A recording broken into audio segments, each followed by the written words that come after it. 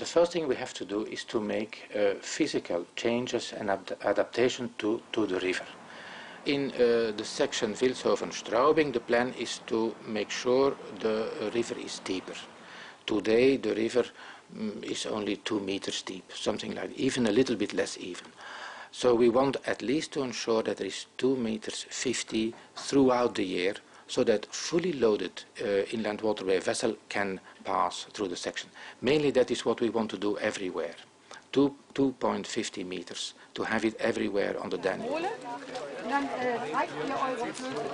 Ensuring a minimum depth of 2.5 meters along the whole length of the Danube is the EU's long-term plan.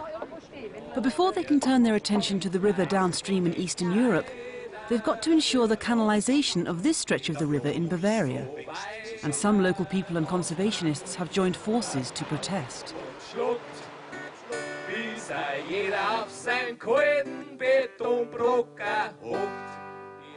Ship transport is always reported to be environment friendly. That is only true if you don't spoil the environment by destructive building measures. This Bavarian Danube has only 1/3 of the water that you can see in Austria. You would have to dam it to really fulfill the desires of the big lobbies for huge ships.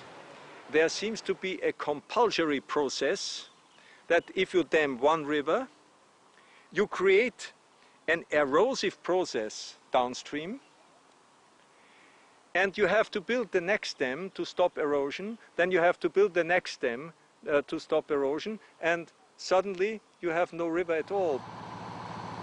Plans to deepen the Danube through the wetlands east of Vienna have provoked fierce arguments between local environmentalists and the transport lobby.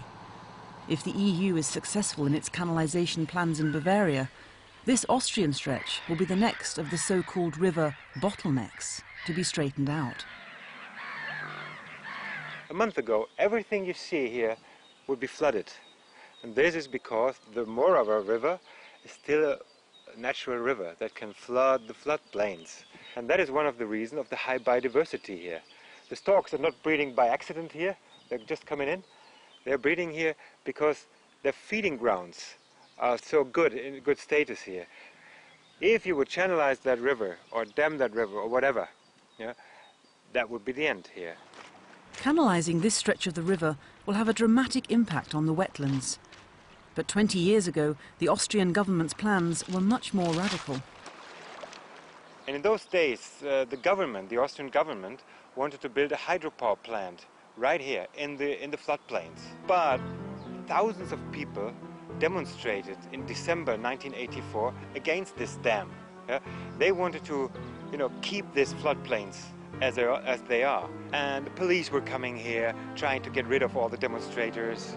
But there was one crucial date, it was the 19th December, where the police tried to push the demonstrators out. They hit a few people. And within hours, there were 40,000 people on the streets in Vienna. It was totally clear, we don't want you to build this hydropower plant. And 12 years later, in 1996, the national park was established. And the national park goes from Vienna, which is about 30 kilometers upstream from here, until the border with the Slovakian Republic. So all the floodplain forest, the meadows and the oxbows, the water, the Danube itself, are part of the national park now.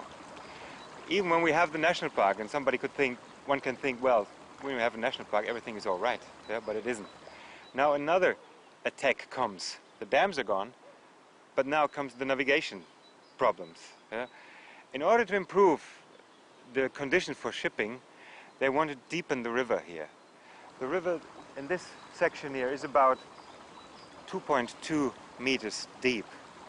And now what Austria is going to do is to deepen the river up to 2.8 meters. That doesn't sound that much, but in order to achieve that, they have to dig a lot, and that concentration of water means that we have less water for the floodplains here. So it's a kind of a competition between navigation and the ecosystem here. And it won't stop at the Austrian border. ist es notwendig, dass nicht nur in Österreich, sondern auch in Ungarn. It is necessary that a draft of 2.5 to 2.8 meters is provided, not only in Austria, but also in Hungary, and definitely in Romania, where there are also bottlenecks. Then it would be possible to make shipping on the river economical all year round. Wirtschaftlich und ökonomisch betrieben werden. But there are other solutions to the shipping problem.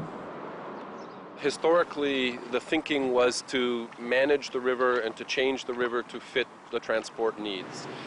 The basic challenge that exists is to get the boats to fit the river and not to try and adjust the river to fit the boats.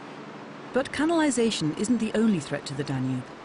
The legacy of communism, combined with the EU's own common agricultural policy, are now threatening the quality of the water itself.